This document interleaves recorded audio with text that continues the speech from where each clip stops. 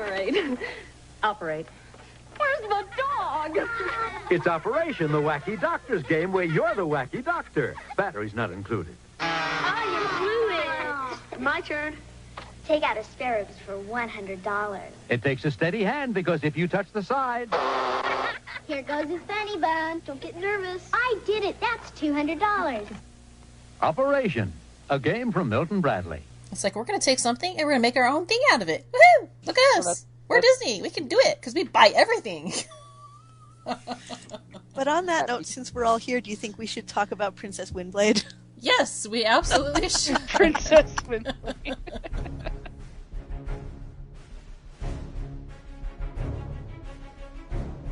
Transmission is go. The Pullback crosses over with the Underbase podcast to review the 4-issue miniseries, Transformers Windblade.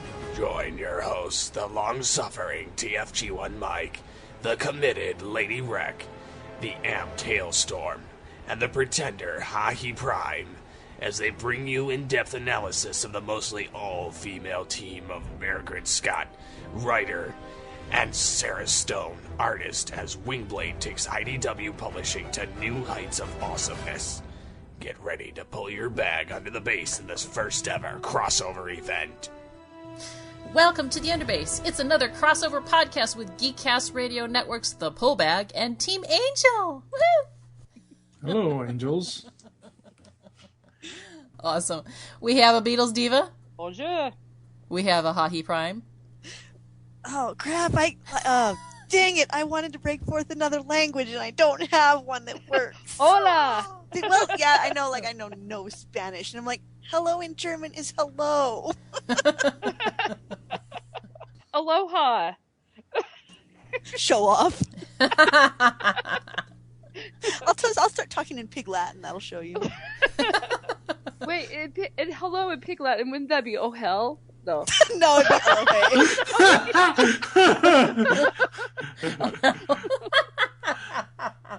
We're off to a roll, can't you see it? Woohoo. Okay. Wait. Ulish Fay Aiden May. There you go. Nothing. Going on. Go. Yeah. And a TFG1 Mike. Privet, Angels. Woohoo! And of course me, LadyWreck. Woohoo! I think the woohoo did it, so there you go. And the mission, we are reviewing Windblade number 2. Number dos. So, compadres. I'm just going to really ride that one, aren't I? I think I'm listening to the Telemundo channel or something. Crap. It's not the 3 amigos, it's the 4 amigos. Yeah. As long as we don't... Musketeers plus D'Artagnan. Yeah, there you go. Oh my god. Oh, so wait, stop. Now all I can think of is the 93 David Hasselhoff movie where he played John D'Artagnan, and I'm envisioning Nicole as Cheech, Marin as Aramis. Awesome. This is already off to a brilliant Colonel start. Richelieu, because I like the bad guys. The stinky cheese? Sorry. If I'm Colonel Richelieu, at least at one point I was played by Christopher Walken. Not Christopher Walken, Tim Curry. There you go. Yeah, that's my favorite. Right. That totally trumps all awesome. Exactly. All right, well, before we get into another, run of language and, geek outs, whatever, let's jump into the world of Cybertron. Yes. There you go. Awesome sauce. Okay, so the credits. Windblade number 2 is written by Margaret Scott, art by Sarah Stone, letters by Chris Mallory, wah, and editorial assistants Rebecca Huad. Really like that last name. It just really I do works. too. And I wonder if she was a Marine. That would be awesome. That would be awesome. Private Huard. Awesome sauce. And then Captain Continuity as our editor. It doesn't say that, but it should. It totally should. It totally should. So the covers we have 3 covers. The standard cover is not the cupboard cover. The standard cover is by the lovely Sarah Stone. No, wait. I want Sarah to go into everyone's household and start drawing on their cupboards. Just make sure that no Indians come out of the cupboards. Well, come on. I'll take that. I'll take an Indian coming out of my cupboard. Wait. I just want a cupboard that I can put my little toys into and they come alive, and then I could really have all like tiny miniature Transformers that pew pew and have. Oh, that would be awesome. That would be very, very. I think that's every kid's dream and every adult's too. Yeah. Transformers meets Indian in the cupboard. Oh my god. Yes. It would be brilliant. Make it so, John. Next crossover. Dude, that would be awesome. That's how they could put My Little Pony in there too. Yes. Oh my gosh. We're getting dark really quick here. Okay. On the move. Here we go. Windblade. The picture is Windblade on the move. The subscription cover by Alex Milne and Priscilla Tramontano. Another Windblade looking badass with her sword drawn. And then a completely unrelated cover to the comic. A 30th anniversary cover artwork by Marcelo Mattier and Priscilla Tramontano. We have a really confusing cover. It almost looks like it should have been in the Dark Cybertron run, because we have an Optimus Prime almost in half, escaping from some sort of dark hole in a floor, with the bodies of Hardhead, Rodimus, and Cyclonus in pieces, lying on the floor. I'm sure you don't like this one, do you, Nicole? Okay, wait. The first thing I thought of as soon as you said that name, I'm like, okay, everybody just go on mute and let Nicole spew for 2 hours. Because Cyclonus is dead. This is someone's nightmare. Okay, because... Which one? Is it Cyclonus's nightmare, Hardhead's nightmare, or Optimus Prime's nightmare? My nightmare. It's my nightmare. And I blame Alex Milne, because he knows I have a fondness for Cyclonus, and he always threatens to kill Cyclonus. But this was done by Marcelo. I'm saying... I think Alex is spreading rumors about me. Just telling everybody, go kill Cyclonus. Watch Nicole go off. Trust me, you'll be amused. Just do it. I'm going to commission you. You need to get somebody to, at BotCon, commission for Nicole, Amy. Be like, just draw dead Cyclonus, and we'll commission all the artists there to draw dead Cyclonus, and we'll mail them to Nicole. I would be evil enough to do that, too. Anybody that's a fan of the podcast, if you're going to BotCon and you happen to be listening to this episode, like, inundate Nicole with dead Cyclonus. Just saying, I'm going to have a table at BotCon. I will find you, or you can find me. You know, hey, slip me a piece of really quickly sketched art of Cyclonus dead. I will make sure it gets to the right people. I'm just saying. Oh my gosh. Oh man. Let's see. Who do I know that's going to BotCon that listens to this podcast? I know, like, this is totally using our powers for evil. I know, isn't it? But the thing is, you guys think that's a horrible thing. Yes, me seeing a dead Cyclonus is horrible. But who's going to get a whole collection of artwork by professional artists? That's true. Booyah! In your face, Mose! Okay, so which one would you pick, Nicole? Who comes up as the ultimate winner? Moi. Okay. I'm gonna go with Alex's, because she just looks... I like the look of her body. It's awesome. She just looks great. I like it. Yeah. Cool. Even though I shouldn't give him credit, because he always threatens to kill Cyclonus. But Alex is very talented, and she does look beautiful. Cool. How about you, Heather? For me, it's hands down Sarah's cover. I actually, Alex's style does not mesh well, to me, in my opinion, with the Windblade series. And I actually, my second favorite is the crazy, does not relate to anything Marcelo one, because it's really cool looking and it's well done. But it has, it's just like, hey look, Transformers, dead bodies and stuff. Woohoo! But yeah, the cover A is just, it's just awesome. Gotcha. Okay. And Mike? I told you this off air, Amy, that I'm just going to spoil the rest of my cover choices for this 4-issue series. This is solely Margaret's and Sarah's series. I'm always going to pick Sarah's because it's her art that's in the book. No offense to Alex or Marcelo at all. I mean, they do amazing covers. There's a lot of other Alex covers that I like on More Than Meets the Eye. But this is their book.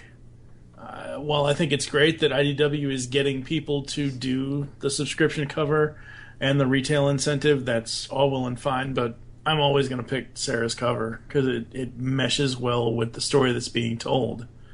Gotcha. And just to mirror that, I totally agree. I do like the other two covers. The last one, not quite sure again. It's just doesn't. It feels like it should have been in Dark Cybertron, and maybe they had a lot of artwork that extra, and they just don't. It was too epic, and they knew how much Nicole would squirm. So on that alone, it's worth it, I guess, to see that. So, but yeah, I have to agree. I don't think anything other than Sarah's work on her style of comic. Well, see, I like Sarah's work. I really do. But for some reason, her legs to me just look out of proportion just a little bit. Mm-hmm. I think that was kind of the point. She's just showing it at like a different angle, and I know. For some reason, it throws me off. Gotcha. That's just me, though. No, I see what you're talking about, and that's fine, and we can respectfully disagree. Yeah, if anybody knows the sort of story why.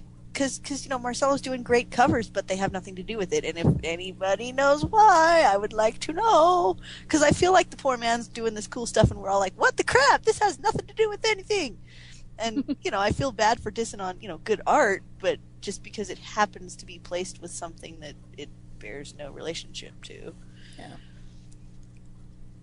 Yeah, it happens, right? Yeah, if you're going to try Cyclonus, stop with the dead Cyclonus, man. I'm fine with Rodimus being dead. I don't know why. I like Rodimus, but I love it when he gets his butt handed to him. There's just something about torturing Rodimus that brings joy to me. But you don't do that to my Cyclonus. Yeah, he's got a lovely singing voice, and he saved Tailgate. Come on, man. Yeah. Uh-huh. He totally did. All as I can see now is Cyclonus singing, I've got a lovely bunch of coconuts. He could have my coconuts. Oh, God. Okay, we're getting dark. Previously. Okay. So, yes, and the story so far. After the events of Dark Cybertron, the Titan Metroplex converted into city mode and offered refuge to any other Cybertronian in need. But Metroplex is still weak from his injuries, and while investigating power outages in Metroplex, Windblade is nearly killed in an explosion that she realizes was set up by Starscream. Dun, dun, dun! Spoilers, if you haven't read the last issue or listened to our last podcast, we are going to spoil a little thing. So, but why is the leader of Cybertron trying to kill the only person who keeps his city going? Mike, you wanted to... Why they didn't do this in the first place in the first issue, I have no idea. Because I do not remember a cast page in the first issue now. I generally, recently, probably as far back as the beginning of Dark Cybertron, my main problem with the cast pages have nothing to do with them in the actual book. It's having to do with how IDW uses them as part of the preview. I'm sorry. That just doesn't look like a preview to me. I absolutely love that they put a cast page in here. You've got Windblade, city speaker for Metroplex, not from Cybertron. Chromia, bodyguard, not from Cybertron. Ironhide, saw the future and became mopey. Was proven wrong. Yeah. Creative license. Starscream, ruler of Cybertron and not loving it. I don't know how that could be.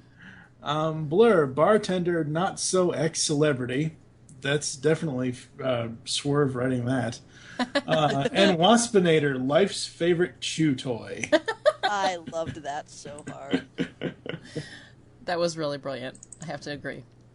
Awesome. I got hung up on typography on this page because I'm like, why is Chromia not from Cybertron bolded and italicized? Because she is bolded and She's italicized. Like really emphatically not from Cybertron. Windblade's like just incidentally not from Cybertron. She's like, we are going back, regardless of what she says. It's like, oh, I wouldn't mind actually staying here as long as Starscream's not in charge. I can totally see Chromia just like dragging Windblade back to Caminus, like by the hair. You're coming with me. No, or leaving. I don't want to. I love Metroplex. Yeah. With every issue, I love Metroplex more. Yeah. Agree. agree. Okay, so this issue begins 2 days after the explosion. We ended with Windblade issue 1. Windblade was strapped to a table, and she was getting better. As Starscream came in, waltzing in to say, "Look who isn't dead." This is a slightly bit just before that. So we have page 1, and we are interviewing and harassing Bots and McAdams about the explosion. Well, we're not, but Circuit and Longtooth kind of are.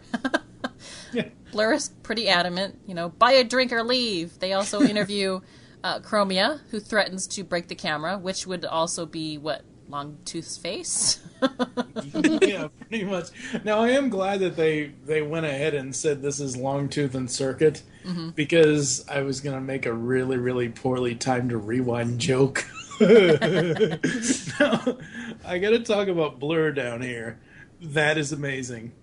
Yeah. Because I know IDW Blur is not G1 Blur, but the only voice that I've ever heard for Blur is John Machida Jr. I would love to hear him say the first line really fast, and then when he gets to slow down, he slows. I would love to hear that out of him. That would be amazing.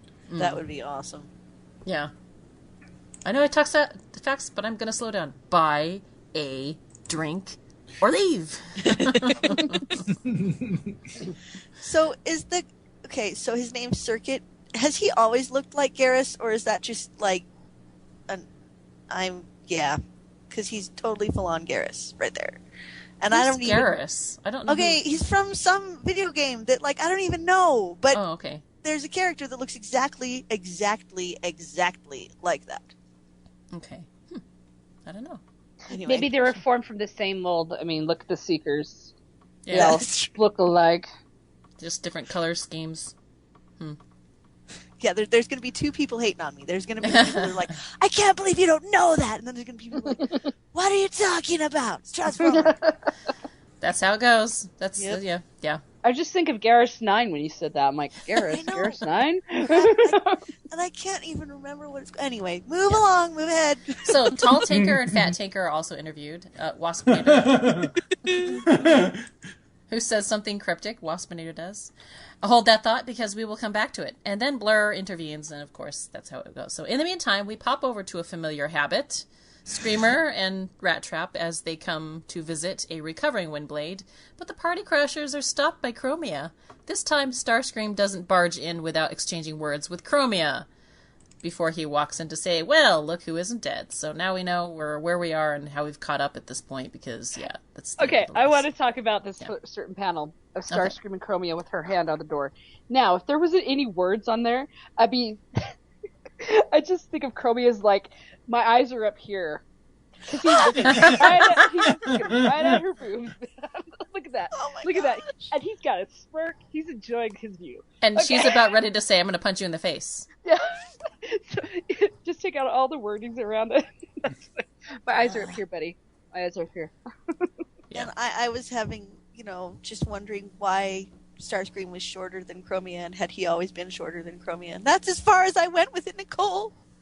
You took it to a dark place, Nicole. You took it to a dark... I'm taking it to a more realistic place. dark place. I mean, look, he's got a smirk on his face. True. He's enjoying being shorter than her right now, okay? And fanfic was born. Okay, we're not going to go there. Okay, so... And Chromia, she's not so friendly to Rat Trap. She's got the whole slash ignore, but she also does a lot of slamming doors in this issue. So, there you go. And then Starscream, he's mostly there to gloat about, the fact that he's alive and to invade Windblade's personal space because, not only that, is intimidate her as well. So, at which point she tells him he better leave because, hey, Chromia hasn't had a sparring partner for at least 2 days and she's feeling aggressive tendencies. Honestly, I think Starscream would do well to get a sparring partner himself so he doesn't have to come and intimidate the visiting Chemians. So, yeah. 3 pages in, we've got a whole lot of harassment here. If it's not the paparazzi, it's the leadership. How's the opening of the comic so far? I'm loving it. I wish there was a little bit more comedy, like the line where, Chromia, you're not going to tell him, or Windblade, you're not going to tell him, right? I wish there was a little bit more comedy here, but I can deal with it not being here yet. But overall, I'm loving it. The sad thing is, now that we're talking about Chromia and sparring partners, why am I flashing to the joke and chasing Amy? The 3-road joke. I don't know why. Anyway, but no, the art's great, the writing's great. I have 0 issues with this so far. Cool. All right, Heather. I feel like the art has taken a half step down. It feels a little more sketched, this issue. That was the very first impression that I had. It's still not bad, but it doesn't feel quite like there was time to finish it. And that's a little sad, but it's just she's drawing and coloring, and there's only so much time to get these done. Yeah. So it's just a thing. Gotcha. Still good though. I mean, it still works. It's still powerful. It still tells the story well. It just doesn't have quite as much polish. Seems like a little bit of the pop is like not there. It's mostly in the lines. Yeah. Gotcha. Okay. How about you, Nicole?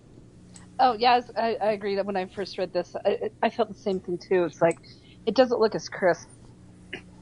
The colors seem, I don't know. Like you said, she's doing so much. The colors start, it's almost watercolorish, but not really. You know what I'm talking about? Yeah. It almost has that kind of a blur effect.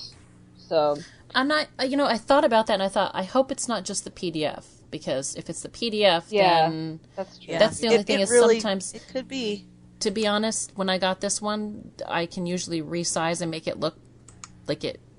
There's just something about the PDF that I think might be different this time. So I was kind of holding off, going, well, maybe it's just the PDF. So I will have to, when I get the actual physical copy, let's see, in a couple days. Yeah, we'll find out. Yeah. But yeah, you're right. I wonder if the PDF is slightly impairing that just a tad. So. Well, it doesn't help that there's a giant watermark in the middle of it. In the middle of it, like. Yeah, that's what happens. Yeah. Yeah. It didn't bother me the last issue though.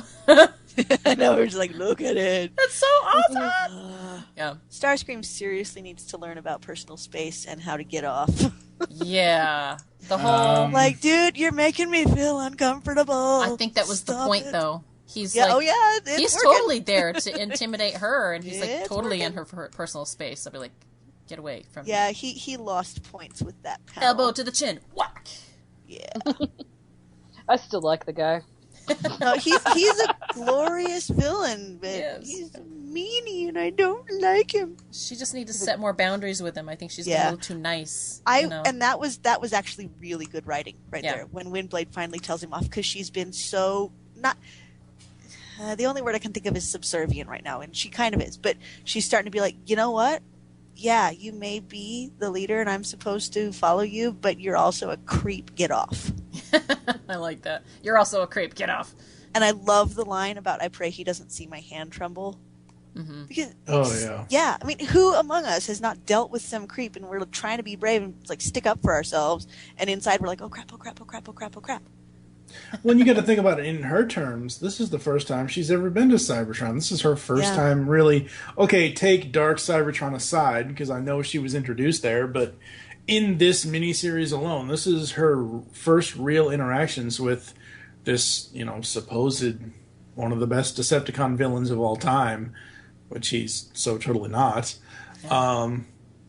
Well, in Dark Cybertron, there was a clear enemy. This one, it's the enemies are not so clear. He's supposed to be the leader, and he's supposed to be on their side. So it would come as a little bit of a shock to find out, oh, wow, what do you know? He's actually a creep. Yep. Get away from me. Yeah.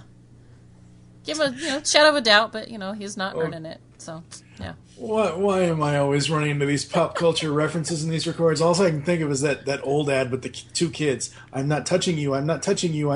She's touching me. Awesome. Okay, so Starscream and Rat Trap leave, and Chromia goes to check on her little sister, because that's what I'm kind of looking them as. Yeah. Big sister, little sister. There you go. And they sit down to have a conversation. Like, literally. They have chairs and everything. It's great. Is this the Riker sit that Sarah was talking about? I think so. That Chromia does? Yeah, the That's Riker awesome. sit. Oh, you're right. Oh my gosh, I totally see that now. Oh no! That's awesome. I love it. I totally love it. The Riker sit down. Oh, She mentioned that she'd put one in, so I was looking for it, and I'm like, there it is. that's great. Oh, love more of that. Get more of that Star Trek in there. Yeah. Woo. Okay. So, remember that wire I was reaching for, but I almost died 2 days ago, you know, all that, you know? No, wasn't important. It was part of an igniter capsule as Windblade paces, and just before she's to go into the explanation, they realize that the paparazzi are trying to listen in. So, yeah, Chromia gets her rage on with an axe. Luckily, the door slams again, and she only takes her rage out on the door. I really think Chromia needs to see wrong. I mean... Yeah. Oh my gosh, her axe goes through the door. It I does? didn't notice that till just now. That's awesome. Yeah, and then the whole, and His stay eyes are, out! like, huge. Yeah. Yeah. That would be very intimidating, and, you know, I don't think that Circuit and Longtooth will be thinking twice about coming to them to interview again, maybe. Rust-coated reporters. Yeah. They are going to be rust-coated when she's finished with them. Yeah. Oh, they will rust themselves. Okay, so it was Starscream, Chromia. Starscream tried to kill me! And Chromia gives her really fast, great warning. She says, whatever you're going to say next, whatever you accuse Starscream of, you better have proof. He rules the planet. You're only going to get one shot at this. And, yeah, they're like, oh, okay, really serious moment. And then they leave for a more secure location with less microphones. The Wire, in the last issue, almost had the proof. No! Yeah, I was super sad that she lost that, because I Yeah. think she had. I thought she had it, too. It looked like she had grabbed it, but, oh. But Remember, now... she was getting dragged away. True. She And it was crawled. Chromia. I mean, when you're that weak, you don't really notice what's going on. She might have dropped it out of her fingers. So Yeah. So, would now be a good time for Chromia to call Optimus Prime? I thought that was the Little One's job. Oh, wait, she's not around. yeah, I loved that line. I really have to say, you know, she's like, hey, he said we could call him if we have to. And then, of course, he called her bluff. But I was like, yeah, yes, please call him. Of course, what is he going to do? Is say, hey, I'm right in the middle of a problem right I now. know, I was Can't gonna say, help. he's like up to his ears in Galvatron right Yeah, now. Galvatron. Oh, gotta go. Bye. Yeah. That would tick Galvatron off so bad. That'd be awesome. Sorry, moving on. Yes. So how you liking Chromia and her axe? I've always liked Chromia. You know, I don't know why I did not realize this, but I went back to the first issue. She had her axe in the first issue. For some reason, I just did not see it. And then this issue happened, and I was like, oh, cool, she's got an axe! So I was like, yes, it's so last issue. What did I not get now that? Okay, because Windblade has the sword, Nautica has the awesome wrench, and of course Chromia's got to have something. She's got to have a melee weapon. Why not an axe? She's got a shield and an axe. That is so tough. Awesome songs. Totally digging it. Word right there. Yeah. Totally digging it. I love Windblade's like frustrated, like waving her hands around, doing that like Gah! There's killer body language in this whole section. It's awesome. It makes me happy. Yay! Characters rock. Okay, so the ladies take off to the tower, where Ironhide is guarding Metroplex's brain for them, while they're away. Okay, and the conversation between them is pretty much on the same page. It's not, it's not a determination of if Starscream will attack them, but a when. And the dynamic duo of Starscream and Rat Trap, which watch them go, and he's like, she's going to be a problem. And Rat Trap says, I got something real special in mind. Okay. I totally hear Beast Wars Rat Trap in this section. Oh, yeah. Like, it really reads him. Does anybody have any theories on what could be better than a bomb? Because he's already used the bomb. That was super special, right? Or is the end result of this issue what is the surprise special? Yet, we haven't yet talked about what the end surprise of this is. But do you think that there's going to be anything more than what he's already got so far? I kind of think so. Probably. It's Starscream. I mean, Starscream plots and plans and schemes for the future, so... But it's Rat Trap that's supposed to be doing it, yeah. Well, right, but I mean, it's him doing it under Starscream's, leadership. Gotcha. See, that's actually, Mike, that's why I think that Rat Trap's thing is separate. Because the thing at the end of this issue feels much more like Starscream's dealio. Whereas Rat Trap seems like he's kind of doing stuff on the side. So, do you think that he may have a weasel move up his sleeve against Starscream then? Yes. You still do that? Okay, you still believe that? Yeah. Cool. How about you, Nicole? Oh, me? Oh, yeah. Rat Trap's a rat. You can't trust them. Good job. Good point. Very good point. Why am I flashing the fan zone? There's a rat in every town. There is. The thing is, I like to see Starscream and Rat Trap play with each other because they're both playing each other. They're both using him for their own goods, and something's going to happen, and one of them's not going to come out looking good. Okay, and I'm pretty sure that's going to be Rat Trap. Starscream always gets his butt handed to him, but he always makes his way out of it. He's the smooth talker. Well, if Rat Trap gets roughed up, maybe they'll reformat him and give him wheels, like in Beast Machines. Speaking of wheels, I have to talk about Chromia's alt mode, because I didn't notice at first the second panel next to Starscream, the close-up panel. I noticed the far-away panel, and when I zoomed in on it, I'm like, hey, that's Blur. Because she... Just on the top model of her, she reminds me so much of G1 Blur.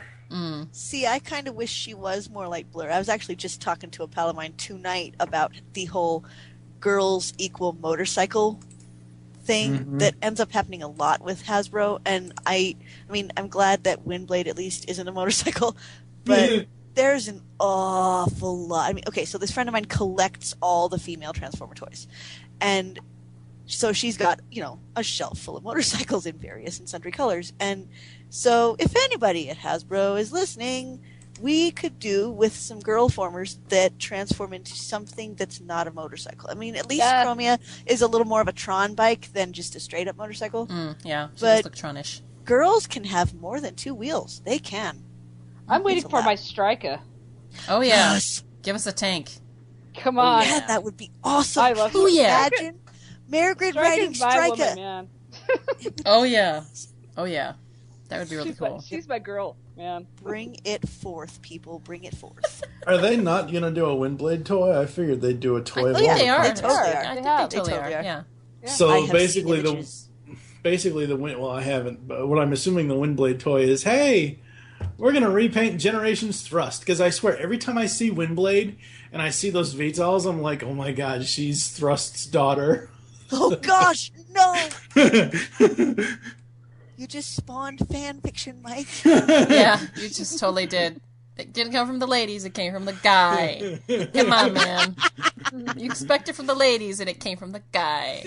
Could be worse. It could be, No. Don't finish that thought. Don't finish that thought. It could be worse. It could be a sequel to The Girl Who Loved Power Glide. Oh my god. No, her toy does not actually look like Thrust. It's a lot thinner and streamlined ear. I thought you said you were going to say a sequel to Heart of Darkness. No. I would like to see that happy just to see Mikey squirm. I love you, Mikey. You know I do. think Mikey would just explode in a shower of swear words and confetti. What did you say that I picture Mikey being attacked by a clown? We have nothing but love here on the Underbase. We just have nothing but love here on the Underbase. Oh, man. We're a bunch of kids and siblings arguing with each other all the time. Yes. Mikey, I love you. You entertain me. Okay, so Mikey, I love you, but I love it when you're in pain. He is very amusing when he's in pain. Okay, Windblade. yes, Windblade. Thanks for noticing me. Sorry, Dave. I was going to call you Dave. I meant to say Matt. Wow. I can't get anybody's name right tonight. Mike, dang it. Okay. Why does Ironhide look like Soundwave from War for Cybertron? Oh, his mode, you mean? Yes, I don't Because like it's a cool mode. He can have it. He can borrow it. I give him permission. Yes, it is a good mode.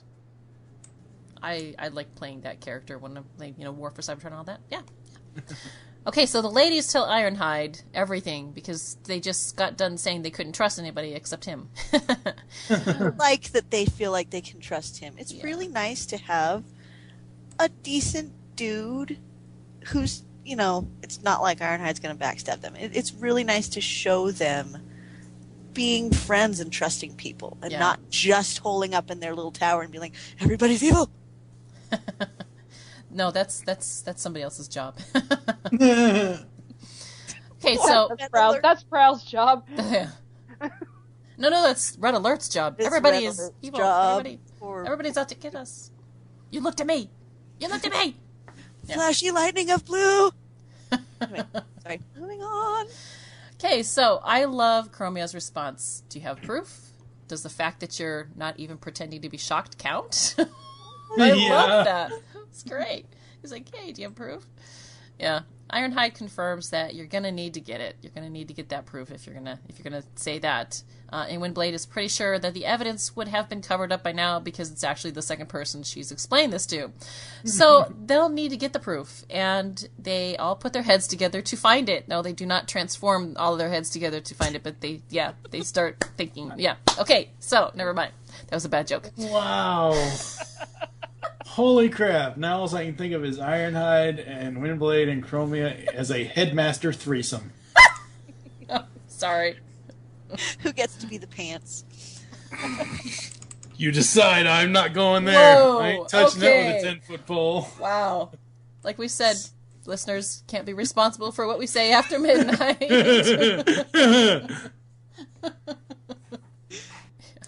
So what happens next? Okay, so it can't be this whole, they're trying to find the proof. The whole point of him coming after her, it can't be because she went to McAdams to dig up dirt on Starscream. Just because, no one likes him in a few bots and cons or, they don't trust him. It doesn't mean that she should get in his crosshairs for that. So Ironhide says that it can't be Metroplex because you're healing him. At which point, Windblade wonders, well, maybe it is Metroplex. Maybe it was the power outages meant to get her out of the way, staged to get her into Rat Trap's crosshairs, maybe? What if they didn't want Windblade to find something else that is wrong with Metroplex? So now they go on a hunt to find out what it is that they're maybe hiding and find that something in Metroplex. So, which turns out to be a really exhausting hunt for Windblade, as, he's not completely healed, and even though the ores did bring him back from the brink, a Titan at 50% still faces hundreds of problems daily. And we get a whole page of Windblade trying to look and weed out the problems to find a reason why Starscream would want her dead. But there is literally too much data to sort through. In the meantime, Chromia and Ironhide have put their heads together to find a little something of their own. So, explanation time. Was it all a trap from the start? Starscream is trying to get rid of Windblade before she discovers what he's doing and expose him. Did that explanation work for you guys? Mike? Yeah, I mean, I don't know. I'm trying to keep an open mind when it comes to Starscream, but like I said before, Starscream is a sneaky, conniving little shit Decepticon. Oops, sorry. He just is. It's just one of those things that... And the bad thing about, and I don't know if it's this Starscream or any other Starscream, the bad thing about Starscream in general is he's generally not a chess player whatsoever. That's usually Prowl's job and Shockwave's job. And right. Yeah. Like Starscream, he might think he has a plan, but, then he'll get a fusion cannon to the face or a shock cannon to the ear or, it's just one of those things where I cannot see this turning out to where it comes in his favor. And we don't even really know what the hell this is all about. We see that Windblade assumes it's something to do with Metroplex. And as you said, Amy, she's sifting through all this data. And we got to talk about the data again, because the way that Margaret writes the data, and the way that, and this is a very, very minor thing, it isn't even art, but just the word balloons and the dialogue, how Sarah does that up with Metroplex talking to Windblade is just absolutely amazing. And the sad thing is, I'm hearing G1 Omega Supreme's voice when I'm reading Metroplex here. That would be good, though. Yeah. No, I'm not saying it's a bad thing. I'm just saying it's strange that I'm hearing that voice. Yeah. Well, it's that same kind of just simple way of talking. Mm-hmm. Well, and the other thing is, technically speaking, it isn't a voice. It's just a bunch of him. It's him, relaying messages through, his like symbols and stuff like that. And so, right. But you're right. You can almost kind of hear this kind of, like you said, the voice of Metroplex is so distinct. Well, look at this. Energon flow diminished in Sector 9. Okay. Yeah, sure. While Windblade is looking at that and she's seeing Cybertronian, we don't read Cybertronian. We don't speak Cybertronian as the readers. Speak for yourself, bud. Damn. Okay, Cyclonus Stalker. I can examine him? Yes. Oh, God, that's a completely other podcast. Yeah. The Underbase explores Nicole's obsession with Cyclonus. You don't have enough bandwidth for that. I honestly think that people would probably listen only because they're too terrified to look away.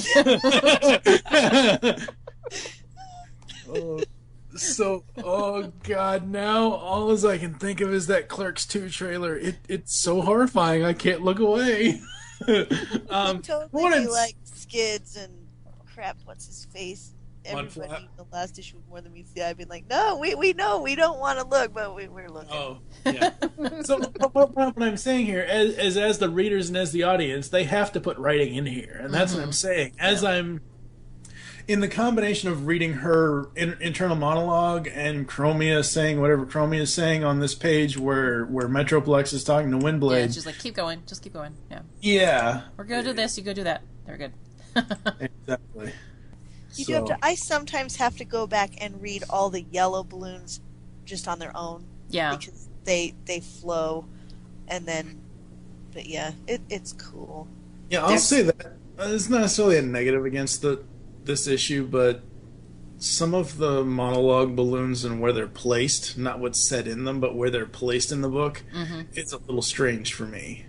Gotcha. I'm not saying that all have to be across the top of every panel, but sometimes I have a hard time in comics, and yes, I know you read left to right, but sometimes when they're spread out the way they are in this issue, I have trouble keeping up with them. Because it's like, oh, I'm reading this, and then I'm reading this down here. I'm like, hey, wait, what? And then I go back up to the other right-hand side. Hey, there's something else over here. Why did I miss that? Yeah. Mike, is it just the Metroplex part or the whole comic? It's Windblade's monologue. The yellow... yeah, okay. I kind of agree with what you're saying. It's just her yellow monologue. Yeah. It's not the word... I said it's it wrong. The internal, it's her internal Got voice, it. basically. Okay. Right. Yeah. Yeah, no, I kind of agree with what you're saying. And I don't like, as much as I like Sarah's art, I don't like this design on Waspinator. His face design is... I don't know, it's a little strange. I was just going to say, at some points, does he emote adorableness? No. It's adorableness. Somehow. Okay, before we skip too far ahead. Yeah, but very good. Yeah. So the explanation, for me, I thought like the explanation kind of worked because it kind of gave me the idea that actually this has been in motion from before. She's discovering it right now that Starscream just wants her out of the way because Starscream wants to... Well, we'll get there. But anyhow, he wants something, and they're going to get it, and he doesn't care who he has to kill off to get what he wants. So, I mean, it's Starscream, you know? He look what he did to Metal Blade. Not Metal Blade.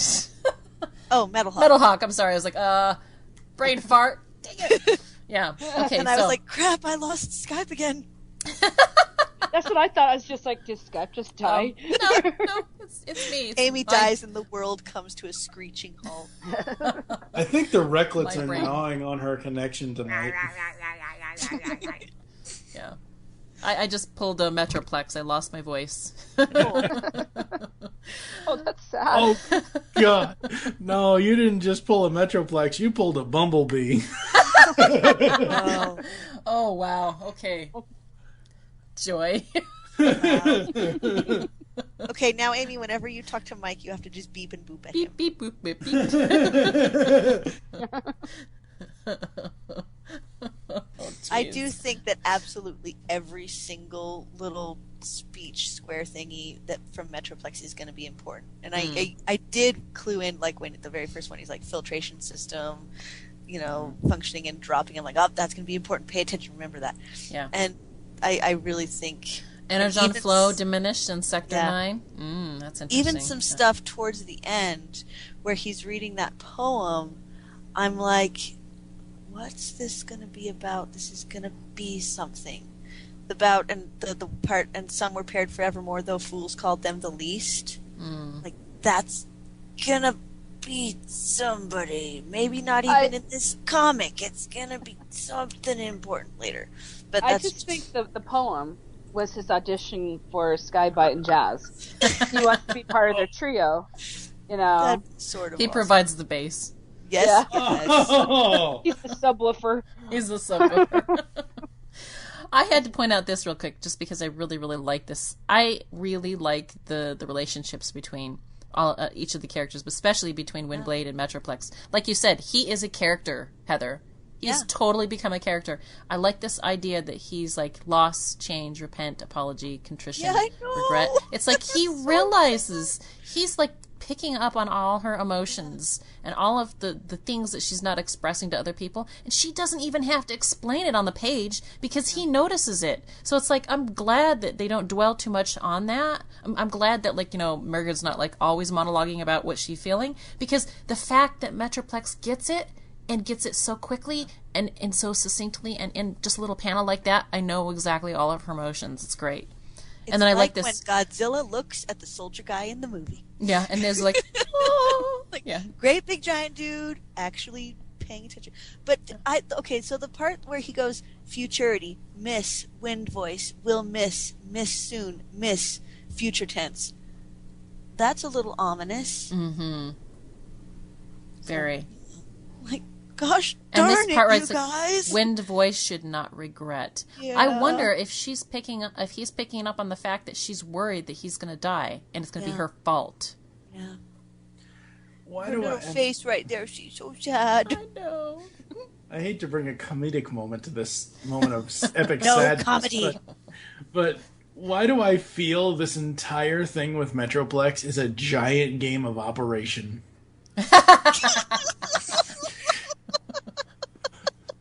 I want to see the size of his funny bone. Oh! Oh my god. Oh, wow. What? Don't you think that? Goodness. Oh, God, you guys are perverted. Oh, we were thinking about that? Oh, okay. No, I'm still just stuck on the giant game of Operation. Just be careful, don't touch the sides. Right? That was wrong. That was wrong. That was You totally get wrong. zapped into next week. Wait, I want to see one of these artists draw a Metroplex with a big giant glowing nose now. Yes.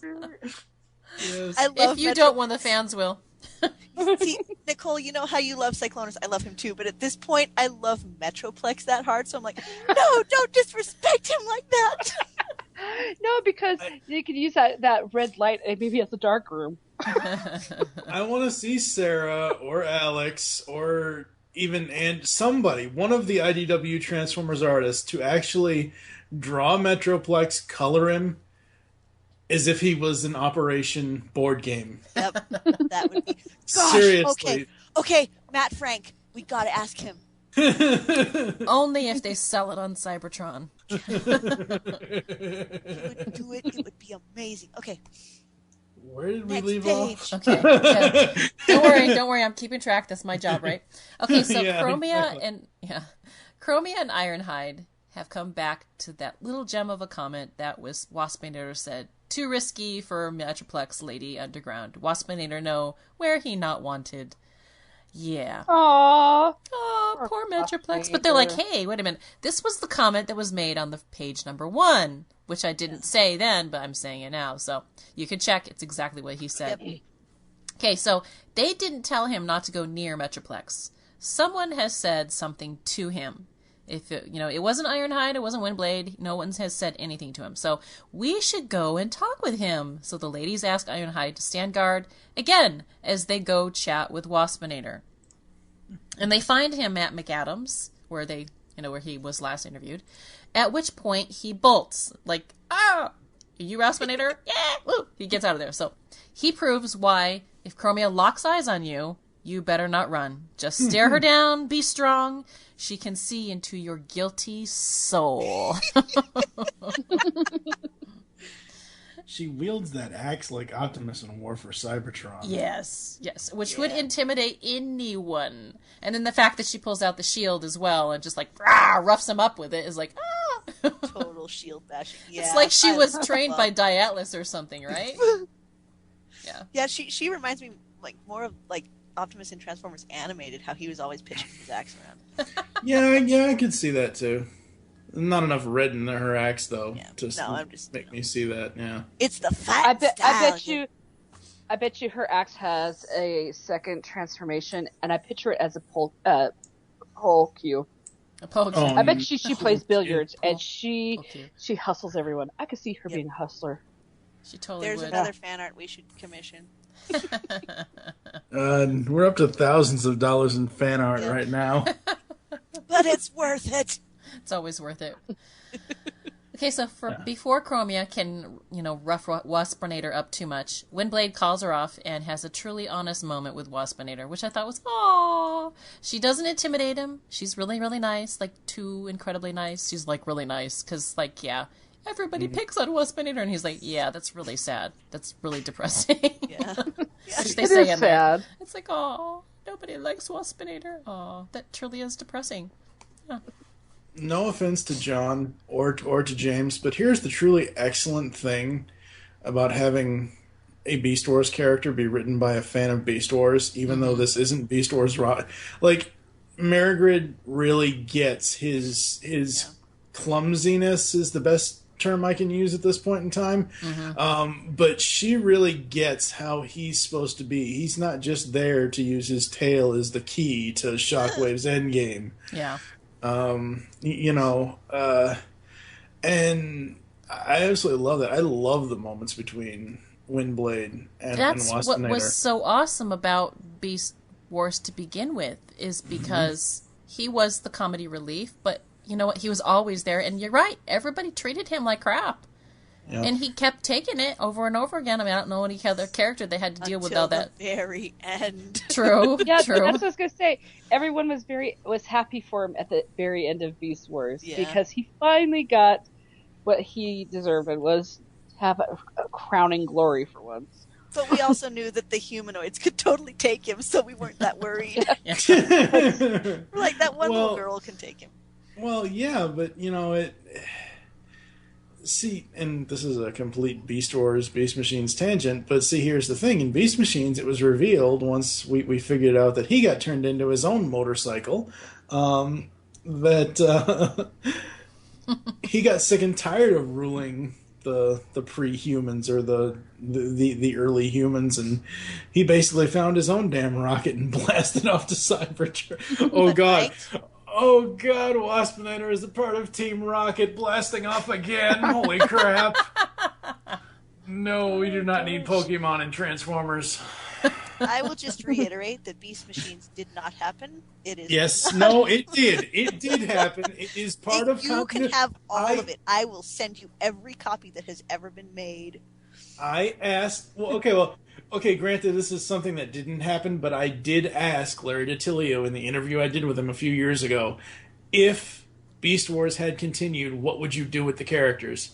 we'd probably put him back on Cybertron. It might not be the exact same story we got in Beast Machines, but Beast Machines for me, I absolutely love that entire series. Sure, Optimus becomes a little bit too... Holy roller. Yeah. But one of the reasons why I love that series, and you cannot take this away from me, is because it's a natural evolution of Cheetor's adolescence growing up into an adult. Cheetor was awesome in that series.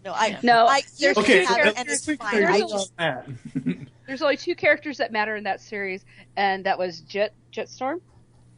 And the drone. Megatron's drone. He's the one that made that show. You mean the little teeny medical drone or whatever it was? Yeah.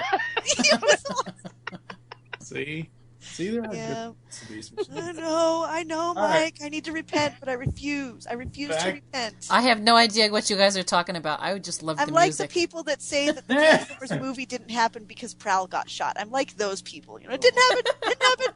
Eyes closed, didn't happen. That's how I am about Beast Machines, because Rhinox got totally shanked in that. Oh, see, I Rhinox. Yeah.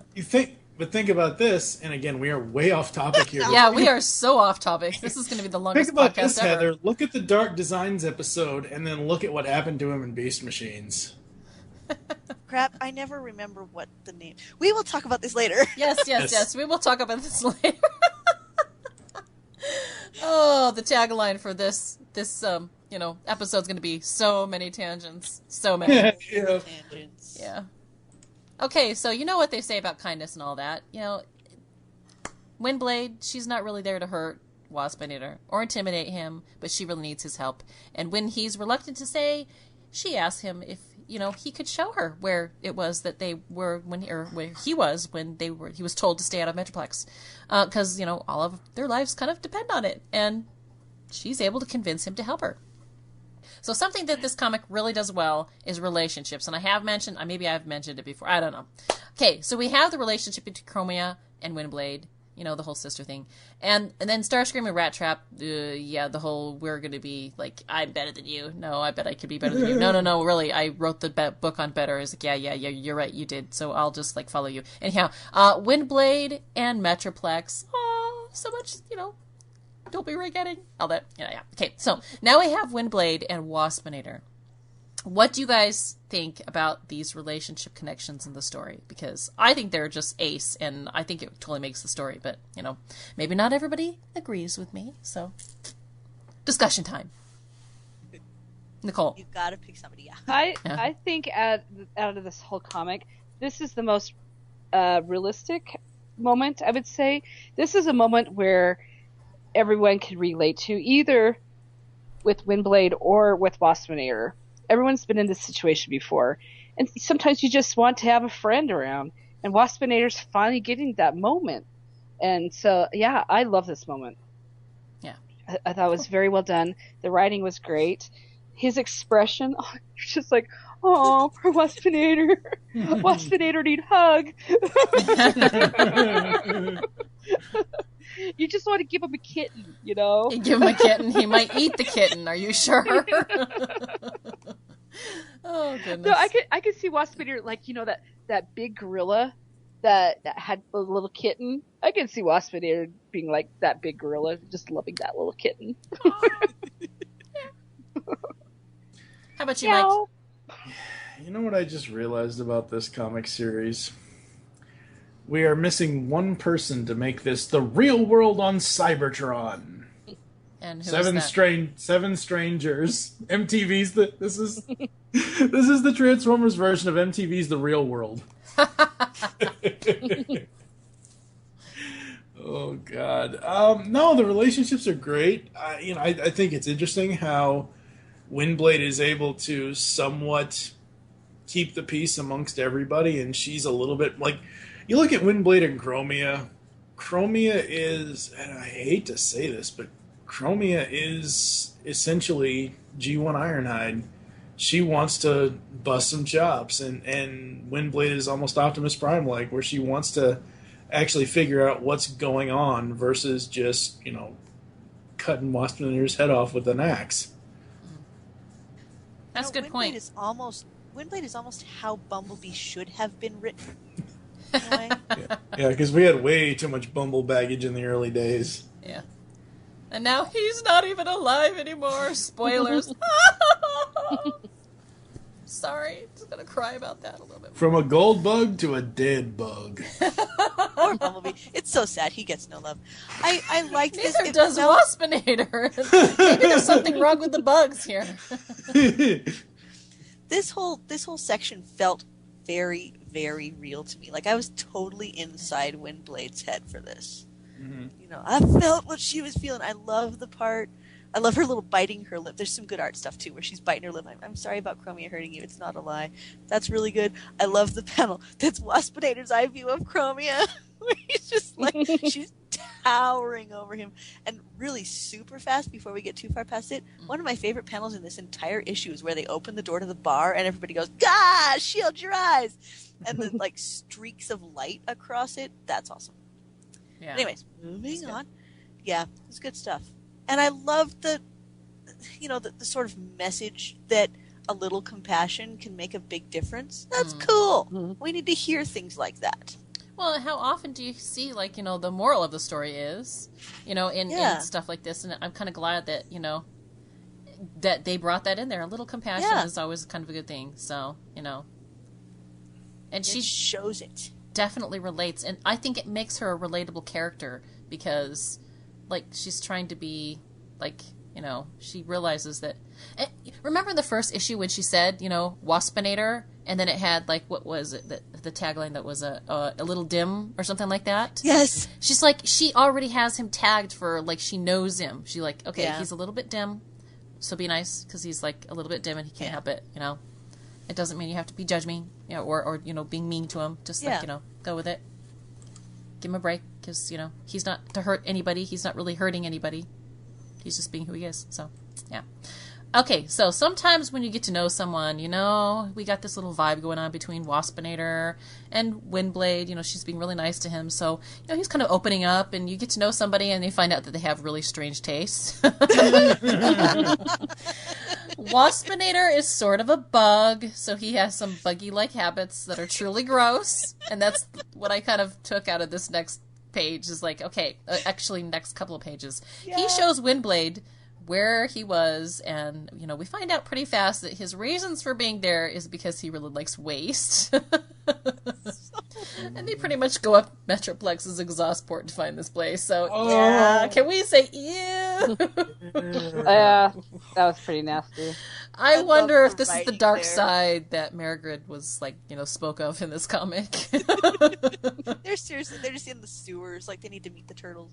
But yeah, that whole it's in that one little word bubble. I follow him even when I stop wanting to. Go Margaret, that was epic. Awesome. Okay, so in the bowels of Metroplex, Windblade discovers... Literally, the bowels. Yeah, the bowels. It's the bloodstream, okay? It's the bloodstream. I'd say more than the bloodstream. This is the poop stuff stream. Is the bowels, and the pink stuff is the bloodstream, and that's how it's going to be in my brain, and you can't change it. Oh, we're going to change it. We're totally going to change joke ever. I'm looking at these colorings, and I'm just thinking, God, Metroplex needs an oil change. He needs an oil change. He needs antifreeze. He needs a whole enema. Oh.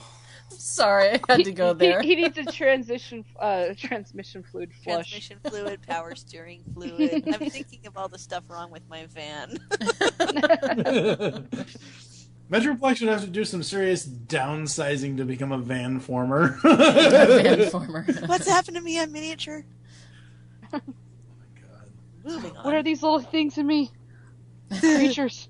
They're crying a lot. They're dropping ice cream inside of me.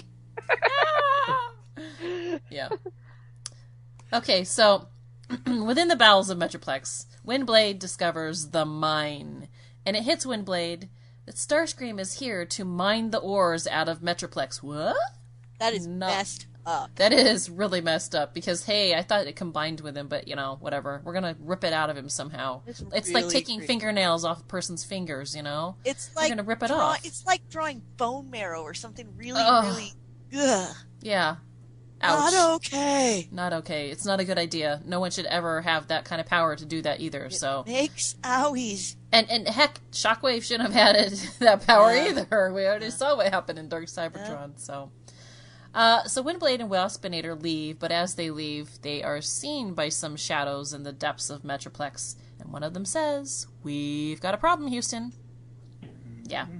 A city speaker dedicates their life to others, putting them before ourselves. Any theories or opinions on if Windblade will have to make the ultimate sacrifice? She's definitely willing. It's what she's been working for. She seems pretty selfless. Any vibes to foreshadow how that is going to turn out at the end in this point?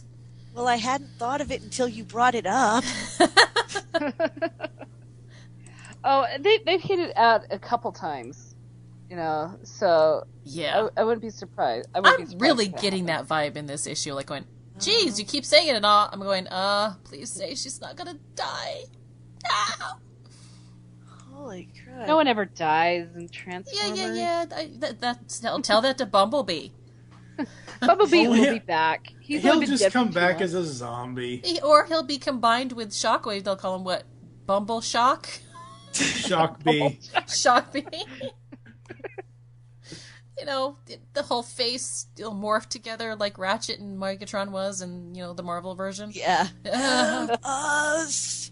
Yeah. Only said in Kill like us. Shockwave's really Kill us. nasal anal voice from G1. That'd be amazing. Oh. Just think of like the Ratchet in Regeneration 1. Ouch. Yeah. I try not to think of the Ratchet in Regeneration. It's combined with something. Kind of traumatic. It's like, black you hole. get to be my sled ornament. Poor Bumblebee. I thought that was awesome. That's because you're evil, Nicole. Heartless and evil. All your love goes to Cyclonus and there's none left for anybody else. Wow, you really said that, didn't you? See, people say this stuff to her all the time. I know it's not going to happen. I know he's safe for a while. James said so. Yes, but he could always change his you mind. really believe James Roberts? Come on now. How many times has he twisted you guys around? You should never trust him. I trusted him about Rung. He said Rung was dead. And then he wasn't. And I was like, yay! But then, what? You lied to me! So for like a whole month, maybe longer, I was like totally mourning the loss of Rung, a fictional character. But in my mind, it was like, no, not Rung. That was a sad I think Cyclonus is fine for right now. They gave me the scare in Dark Cybertron. Yep. I'm starting to calm down. He'll totally relapse. I'm done with that tease,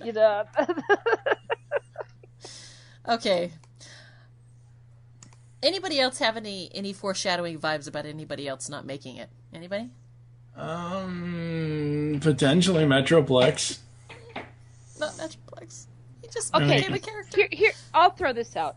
They've been talking about Chromia being her bodyguard constantly. I wouldn't be surprised if Chromia sacrificed herself to save Windblade. I can see that happening. Depressing. It's like, which child are you going to sacrifice to the altar of, like, Og? The one that pissed you off that day. I'm getting a thought here. No, don't even, Amy. We're doing Whiplash here. 1 minute we're laughing, the next minute we're crying. 1 minute we're laughing, the next minute we're crying. We are totally bipolar. Yep. Yes, we are. The sad thing is, if they kill Metroplex, all I can do now is build Fort Max. Yes, but Fort Max is still alive, remember? Oh, yeah, that's right. He's somewhere in the Lost Light. He's off on Luna 2 being on. He's Luna the 1. boss. I still don't get that ship. And it's sad that I'm going to make the Doctor Who reference. It's bigger on the inside. I just don't get the Lost Light at all. Oh, God. He'll get around to explaining it eventually. Yeah. Okay, so Windblade returns to the surface and makes a few phone calls. First to Chromia to gather the troops that we maybe have at, McAdams. And then she calls the paparazzi crew. And after a quick wash up from the ew and the smell, Windblade addresses a video. Not live, but a recording where she claims Starscream is threatening everybody, nay, destroying Metroplex in hopes of extracting Shockwave's auras from the system. And they say, hey, do you have proof of this? I have the mine. And she gives that stare into the, dramatic stare into the camera. It's like, I have the mine. And they go to the mine, Chromia, Blur, Windblade, and the recording crew, and they hear a tick, and Chromia's spider senses tingle, and she whips out her trusty shield just in time before Krakoom! And they are under attack from the Terracons. Last panel is of a sword drawn. Windblade. And she's like, if the explosion taught me anything, it's that neither of us are going down without a fight. We're starting a fight! To be continued. Bum, bum, bum.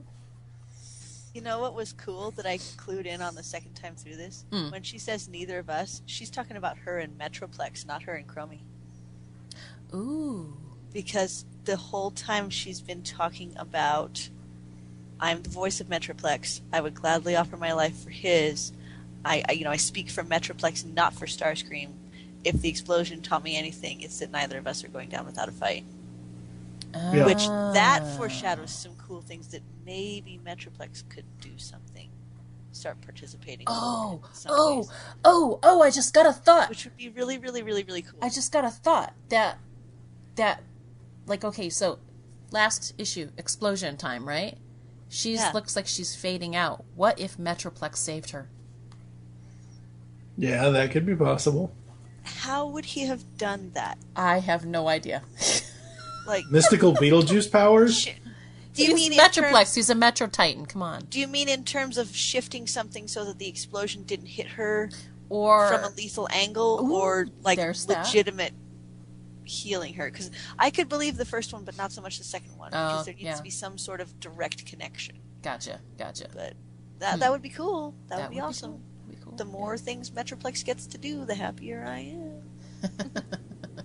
You're right. You're totally fanning on him, like. I am. This issue pushed me over the edge. I'm like, never mind. I love him. After you said that, I'm just like, I want to give a challenge to Metroplex to wink. He only has one eye. Oh my gosh. My eyes! Somebody stole my eyes! I'm sorry. Okay, cool. So earlier in the podcast I said something about Rat Trap, talked about a something special. Are the Terracons that something special, or do we have yet to see the Rat Trap Super Surprise Special? I think that was it. You think it was that? I think we're still up for something. I do too. I think the Terracons are loyal to Starscream, and Rat Trap's got his own thing going. Okay, yeah. That's my theory. Yep. I think my theory, because I asked that question, is that I'm still undecided. Yeah. Okay. There was no title on this issue, at least in the review PDF. I don't know if there is one, because the first one was a bot and her city. Something like that, I think. Yeah, I didn't see a title yet. So I didn't see a title. I was like, oh, okay. Well, yeah. So now that we've talked about this issue, Fembot's explanation. We mentioned it last issue, and I know I'm bringing it up, but I'm like, hey, you guys said some pretty important things that you're like, it has to be addressed, and it wasn't really in this issue. So disappointed, or let's keep going and see what happens? Let's keep going. I didn't miss it. I mean, I was the one that was like really, going off about it, but I guess maybe it was the month of being like, well, they're from a different planet, they evolved differently. It did show us that. Maybe that's all we need. And also, you know what it was, Amy? It was that nobody poked at it this issue. And maybe that's all I needed. Be like, okay, we're done. Moving on. Cool. It was when they were constantly bringing up, there's a she! It's a she! But since this time they weren't, I was like, okay. Yeah, they should always point out that, Waspinator, it's a bug, it's a bug! It's a bug, yeah. Poor Waspinator. I can't get past this panel where he's slurp. It's like, ew, he's drinking it. Ah! He's drinking blood. It's more than that. a vampire. It's someone's energon. Somebody exhaust port. Ah, gross, disgusting. Okay, yes, Nicole, what do you think about the whole, explanation, not explanation?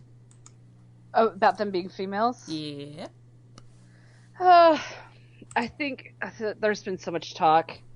They kind of explained it in the last issue, but I don't think they're going to say any more in this little mini-series. They might bring it up once it splits off, though, I'd say. Gotcha. And that's going to be, it's going to be casual. It's going to be casual. I'd say it's going to be at Blur's Bar. Gotcha. How about you, Mike? I don't think we need it. I mean, they poked fun of it a little bit, and they made a little bit of an explanation, but I don't want this series to be, the sole basis of it to be explaining to me why they're female. You know, it's like, they just are. Accept it and move on. It's kind of like Chromia said in the first issue to Rat Trap, leave it alone. Yeah. I'd love for them to go to that planet in More Than Meets the Eye. That would be cool. Ooh. You mean go to Caminus? Yeah. Caminus. I've kind of been about that. The reason why I brought it up, like I said, is because last time when I brought it up, it was kind of like, oh, okay, you guys are really like, no, it has to be there. It has to absolutely be there. And I thought, okay, we've had a month to percolate over that. Do we still feel the same? And, you know, hey, okay, all right. After, 4 or 5 weeks, we're moving on, and I'm good with that. So, okay, so art, let's talk about the art, and what would you say was your favorite art or panel or page or something? Heather! I can be dependent on to squeeble about art. Back to the whole, this one is not quite as good, because there were fewer bits where I was just absolutely gobsmacked by it. Mm-hmm. And part of that is actually that now I know how good the art is in this. I'm not blown away by every page because I know what Sarah brings to it. Mm-hmm. It still boils down to, really, really, really good expressions and body language. But I still feel like the lines are a little bit sketchier in this one. And I would have not the shapes are fine, everything's fine. It's still got that same very animated feel, and that's fine, but I want to see a little more finish. Because it feels like there wasn't enough time to really go over and say, okay, you know what? I want that line to be precisely this thick. I want it to be this, tapered here and shaped this way. That there wasn't quite as much finishing. It was a little bit more, I just colored straight over the pencils, I went. But yeah, still pretty, still really good expressions, and fun, enjoyable to look at. So yeah, I just chalked it up to not quite enough time. Gotcha. And yeah, the story was there, so I just enjoyed it. Cool. How about you, Mike? Since I'm always a fan of seeing the various ways that they can destroy Waspinator, I'll say the panel where Chromia axes him a question, because that oh my god Looney Tunes moment he has was absolutely awesome. Again, I'm not gonna really put a grade on the art for this because it's the I honestly think it's the PDF, because I think when we get the issue in hand, it's gonna look a lot better. Maybe it's the lines, maybe it's not. Honestly, as far as the art goes, probably Chromia is my favorite character, is how expressive Sarah makes her in comparison to Margaret's awesome writing. I mean, because Chromia is that no-nonsense fembot. She's not going to take crap from anybody. She doesn't. She doesn't take crap from anybody. Yeah. How about you, Nicole? The artwork, see, now I am going to judge it for what I see right now. It could change, but not. It is a little sketchy, like Heather said. And it still has like that kind of a water color feel to me. And there's just a couple panels that kind of threw me off. Like there's this one where it looks like Windblade's adjusting herself. I don't know if you guys picked up on that one. But I think I know which one you're talking about. Yeah, I'm just like, she's adjusting herself in front of Ironhide. Okay. Oh, that one, yeah. Yeah. I just found it. Is it before or after she entered Metroplex's bowels? Way before. It's where she's talking to Ironhide, page 16. Oh, yeah. it's just like, oh, okay. I don't know. There's just a few things that he's not even paying attention, which is good, you know. I know. Just sneaking it in while he's not even paying attention. I do that to myself all the time, and I don't notice. It just happens. It happens when you've got, you know, a couple of extra, you know, things that you have to carry around as your feel your personal pain. shelves. You know. Jeez. You gotta adjust your shelves sometimes, you know. So, guys have their own thing, so just saying. but You know, being a mom to boys, I see this a lot. Oh yeah, trust me. But I did love the artwork every time when she is. It's Windblade and Metroplex when she's the coloring, it just seems to be crisper, and the lighting of it, the design of it. I enjoy it when Windblade and Metroplex are together and she's adjusting them. You know, that sounds really weird, but you know, I like her vision of Metroplex. That's what I'm trying to say. Yep. Good. But and you know, I love the coloring that she uses for Chromia most of the time. That blue, love that blue. We talked about that before. Yeah. So, what about you, Amy? I definitely have to say there's a few things I did like about this. I definitely love the panel at the very beginning where Chromia, she's like waving off the interviewing people. Yeah, that was. And her hand is in super focus, and as you pull away, gets all fuzzy. I really liked that effect. That's cool. I loved the Metroplex and Windblade page, like you, Nicole. I think I will always love those pages because I just have to say, yeah.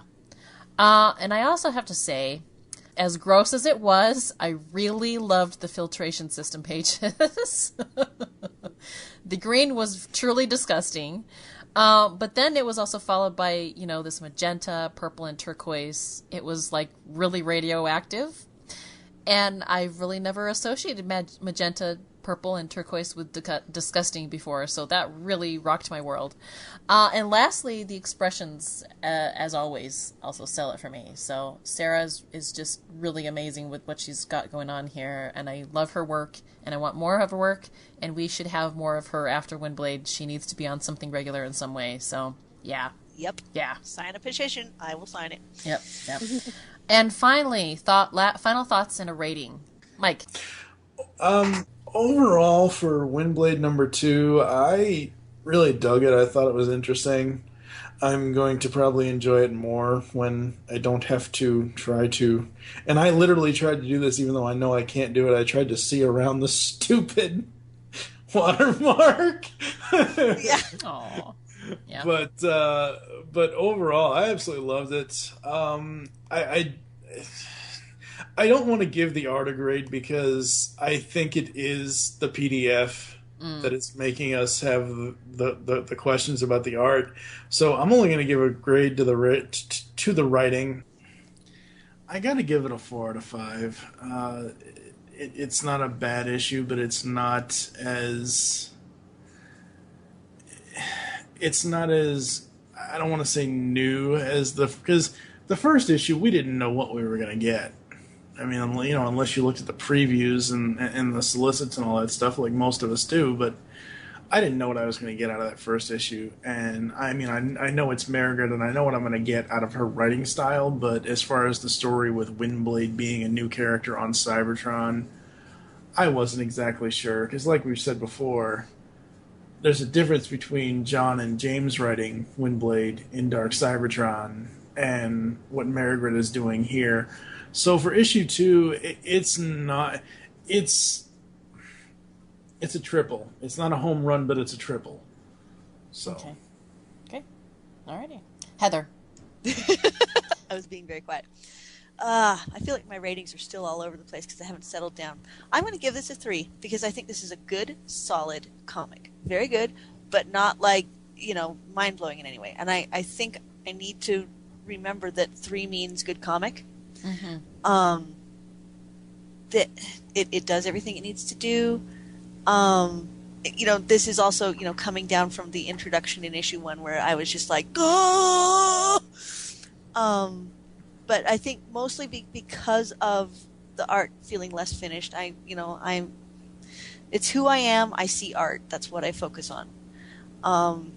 And so, yeah, I did want to say quickly before I finish a quick writing note that I was talking about this series with my art night friends, and I was trying to explain the whole like ores and everything, and so and it just sounds ridiculous, and I love that Margaret has several bits where she's just like, yeah, magical ores. I know, it's crazy, but just like the thing.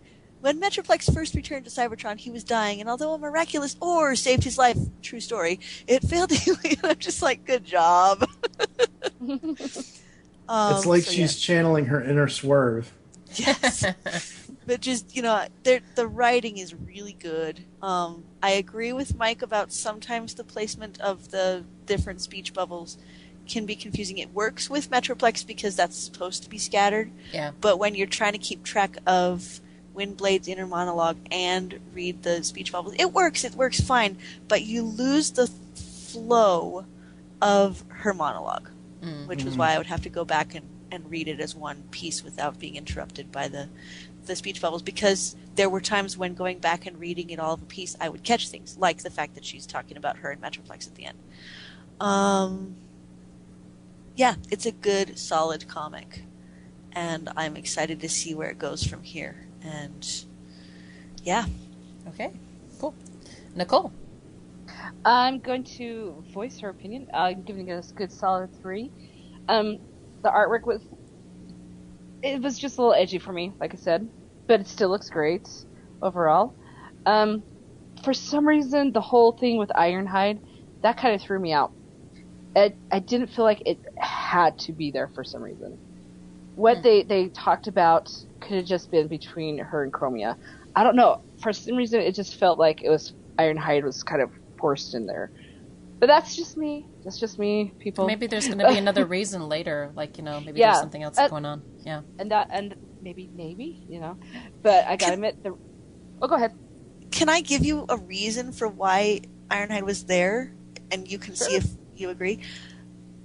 To me, it adds to the feeling of tension that they must leave a guard with Metroplex, and he's the only one they trust. And because if they just walked off, Starscream would get exactly what he wanted. I would not have that feeling of, we must protect Metroplex.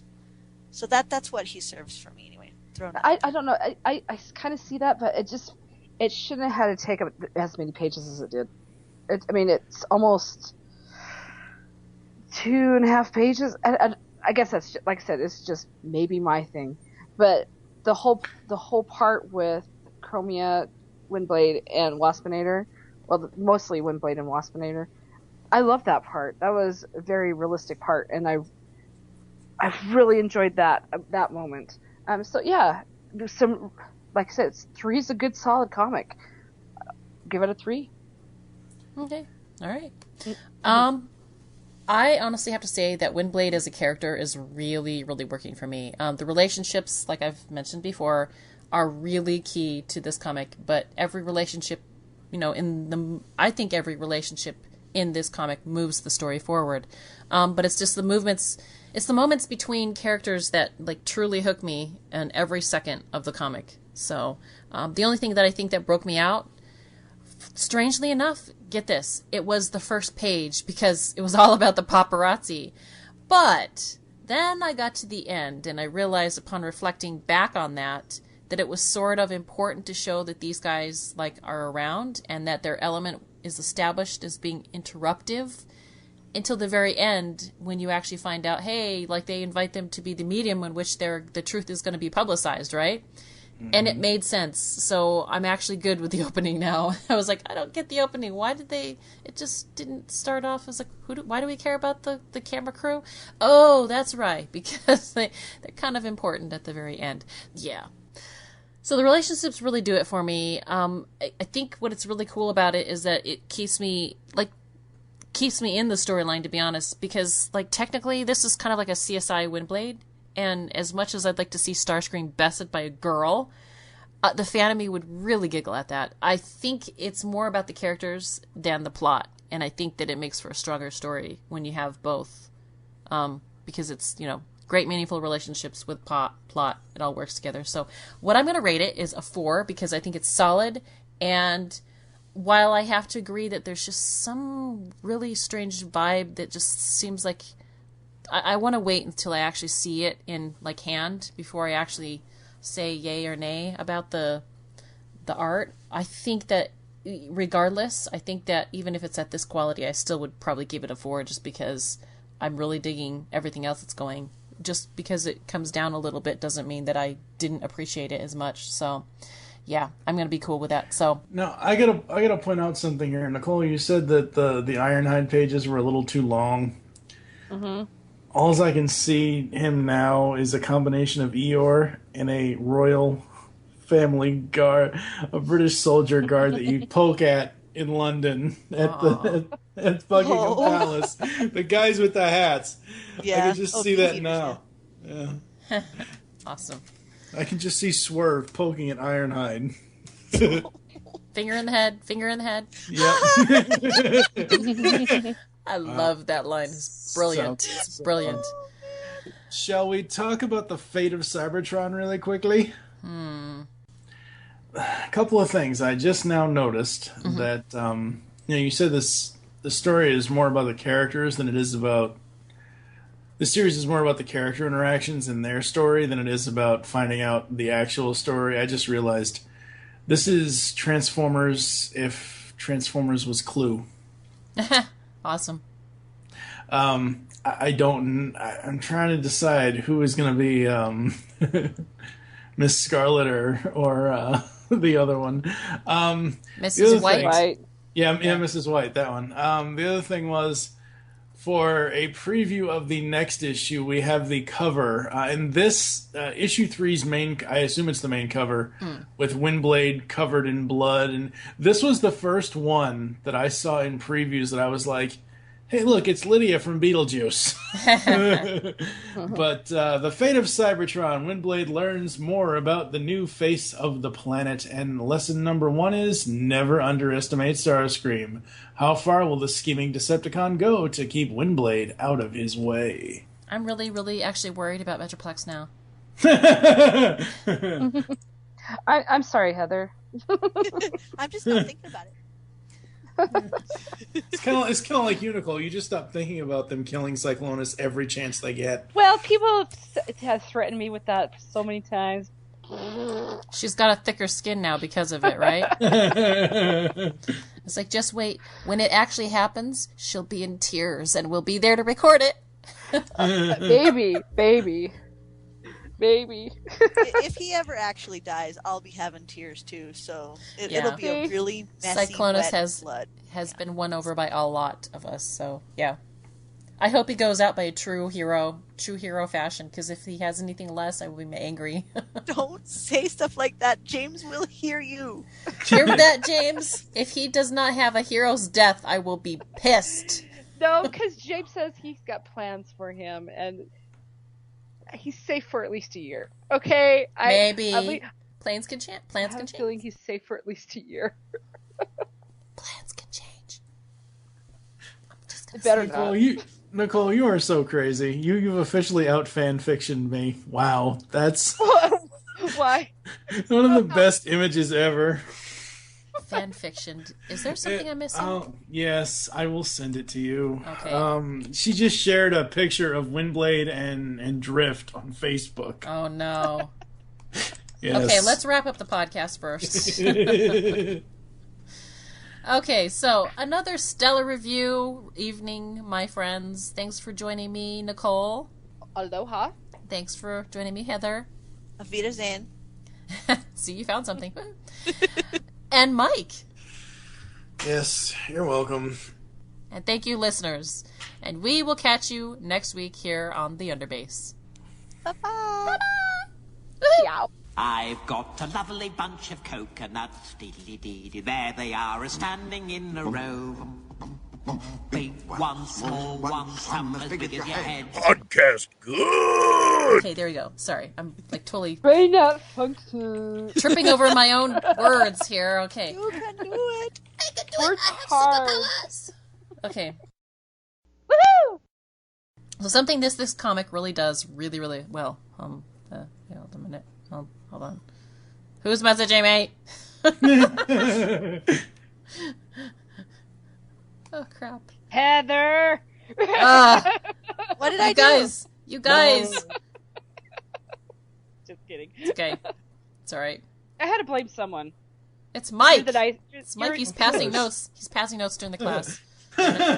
Of course. Woohoo!